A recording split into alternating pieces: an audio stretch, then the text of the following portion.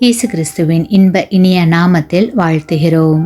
இன்றைய வேத வசனம், தேவன் ஆவியாய் இருக்கிறார், அவரை தொழுது கொள்ளுகிறவர்கள் ஆவியோடும் உண்மையோடும் அவரை தொழுது கொள்ள வேண்டும் என்றார்.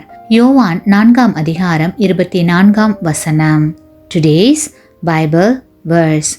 God is spirit, and those who worship him must worship in spirit and truth. John chapter 4 verse 24.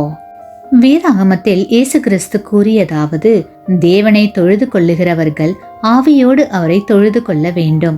இங்கே ஆவி என்கிற வார்த்தை உணர்ச்சியை சுட்டி காட்டுகிறது.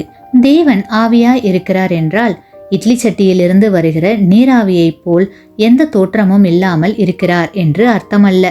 மனிதனை படைத்த போது தேவன் தம்முடைய ரூபத்திலே மனிதனை படைத்தார் என்று வேதாகமம் சொல்கிறது. எனவே அவருக்கு ரூபம் உண்டு, அவர் அரூபி அல்ல. தேவன் ஆவியாய் இருக்கிறார் என்றால் அவருக்கு மனதுண்டு, அவர் சந்தோஷப்படுவார், அவர் துக்கப்படுவார் என்று அர்த்தம்.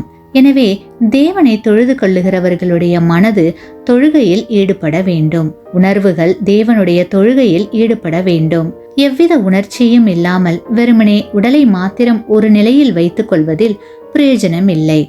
அது வெறுமனே சடங்கு, மாய்மாலம். உங்களுடைய உடல் எந்த நிலையில் இருந்தால் உங்கள் மனது தாழ்மையான நிலைக்கு வருமோ அந்த நிலையில் உங்கள் உடலை வைத்து முழு மனதோடு ஜெபியுங்கள். ஆமேன். நீங்கள் பெற்ற இந்த ஆசீர்வாதத்தை மற்றவர்களோடு பகிர்ந்து கொள்ளுங்கள்.